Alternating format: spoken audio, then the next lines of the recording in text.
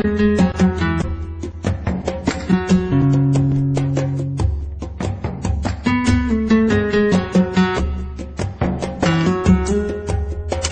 the 8th, 1908 was a life-changing day.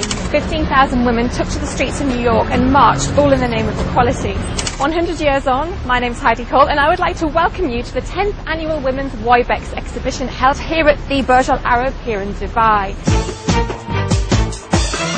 It recognises the extraordinary achievements of ordinary women across the globe who, through their sheer determination and courage, are changing the history of women's rights and also opportunities in the business world.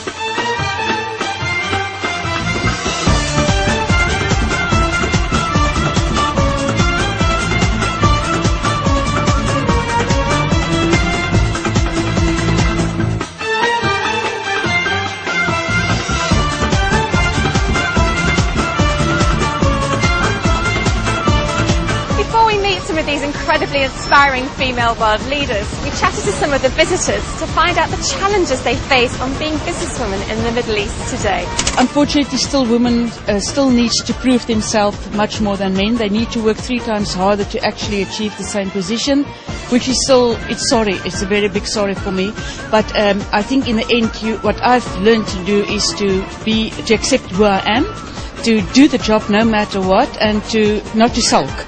Because if you start sulking, then you've lost the battle. I think it's very important that you know who you are, that you become on top of your subject, that you know absolutely what you're talking about, and then people will respect you and they will notice you. One thing that I found personally as the most challenging thing is to not live up to what other people expect a woman in a male-dominated world should be like. What you spoke about, the balance between the male-female and bringing in the relationship level and really just being true to yourself and staying true to yourself consistently, not living up to others' expectations, that's the biggest challenge. There is always a challenge, whatever you are, but I haven't faced that kind of trying like to prove myself. But yes, as a woman, sometimes you have to do a little bit more effort to prove that, yes, you are serious and you're in business, you're not just a woman. I think one of the challenges could be balancing work and family. In general, I could say that it depends on the woman herself, whether she can prove that or not, and organize herself to be a perfect woman at home, and as well as successful leader at workplace. Now from businesswomen to real innovators and leaders of companies, we found out what they had to say. Shamsa, being the CEO of Forza and being a female-only company, do you think it's able to remain balanced without men in the workplace and men taking part of the decisions? Well, all the outside world is well balanced enough, so I don't see why Forza has to be balanced. But no, I feel a fairly good sense of balance. I think women that we've hired are well balanced, so it's going on quite well. Sure, okay. And tell us about what your company has to offer and what is unique about Well, your company. Forza is the only women's investment company that focuses on women investors, women entrepreneurs with specific entrepreneurial opportunities that Forza would offer, as well as on management, women management. So we have just introduced, for example, the Forza INSEAD Executive Management Program, which is exclusively offered by Forza in the region. These are the kind of programs that we can do as a women's company. So we are very unique in that sense. And what is the unique expertise that you can offer? Investment. We have a fabulous pool of talent, women who come from very deep investment experience, who are managing the funds and are going to be continuing to invest these funds into highly lucrative investment opportunities. That's wonderful. Thanks so much for your time. Thank you. I'm here with Huda Barakat, the managing partner of Al Tamimi & Company. Hi Huda, nice to meet you. Nice to meet you. Can you tell us what makes a good female leader of a company? I think, to be honest, they're the same traits as a good male leader, which is vision, strategy, thinking about growth, and really caring about the people that you are leading. Yes, and what do you think specifically women can bring to the role of leadership? It's a very difficult question because I think we're not here on a male bashing event at all. It's I think women women's style of management is very different, and style of leadership, I think, is different to men's. And I think both have a role and a place, and it's really trying to take the best qualities that you can and use those, whether you're a man or a woman. But I think women have compassion. Women do tend to listen. But no, I think both can be very good leaders. And really, this forum is just here to say that yes, you can. Just as you can have a good male leader, you can have a good female leader. We're going to take a short break now, but when we come back, we'll be talking to some highly influential female world leaders.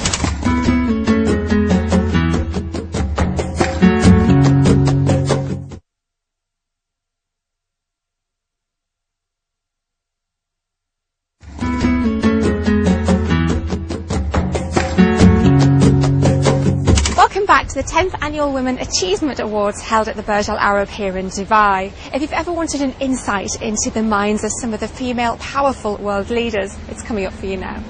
Dr. Ekhtiyar, can I ask you, there's been a lot of attention drawn to women leaders and businesswomen from this region. Do you think we'll see a lot more of this? And if so, does this mean that attitudes are now finally changing? I think that means that attitudes are changing very much, but more important, it means that women in those higher levels of decision making, they can bring about a genuine change, and they can do something positive. It's not just a gesture. It shouldn't be taken as a propaganda gesture. When I was appointed as the vice president in Iran, some people thought that President Khatami is just, he's making a gesture to show that he cares very much for the women's campaign, and that he's doing something in line of that.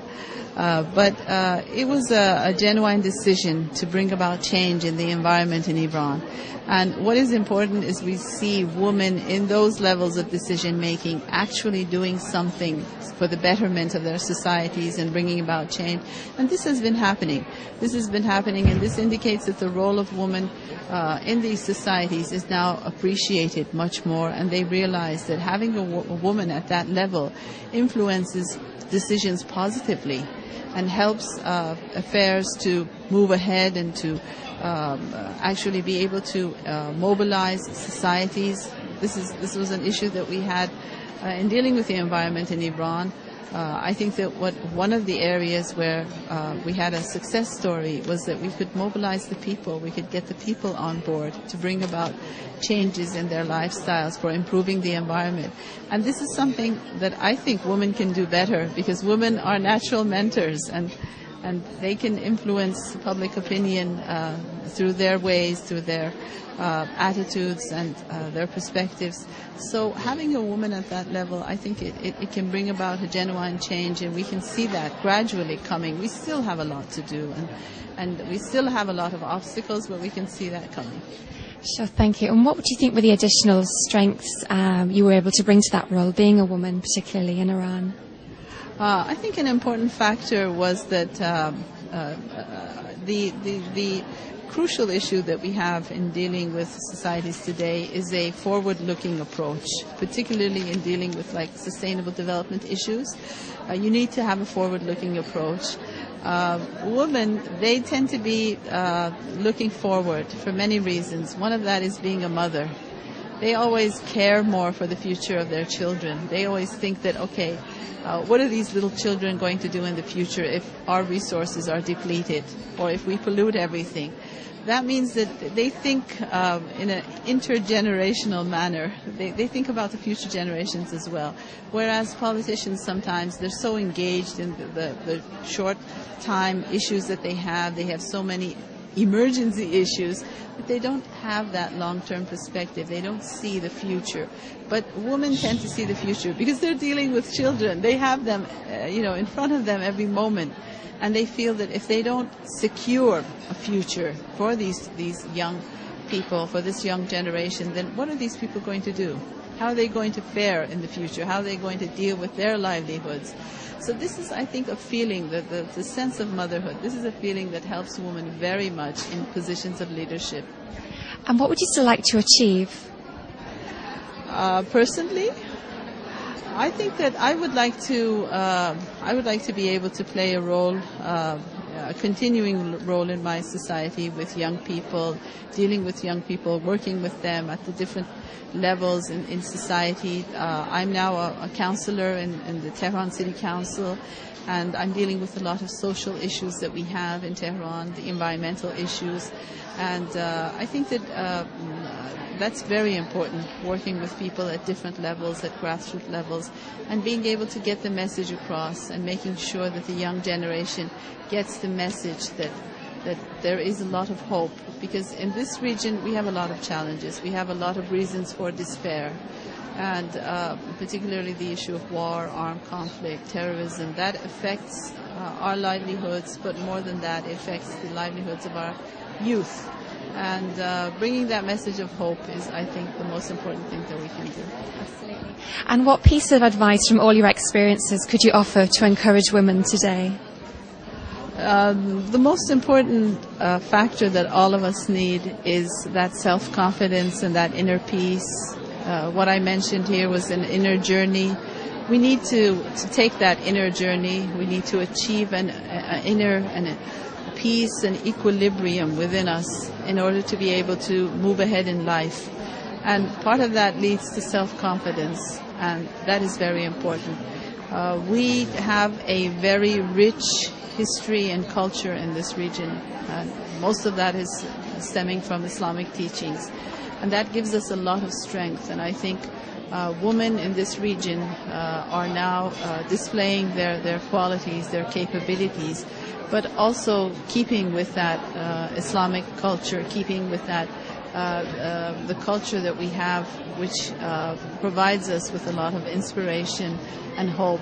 But it's also important that we understand that Islam is very progressive on these issues, and it should be understood properly in that way. Well, Dr. Ektabar is clearly an amazing woman. Join us after the break when we'll be talking to Mary Robinson, the ex-female president of Ireland.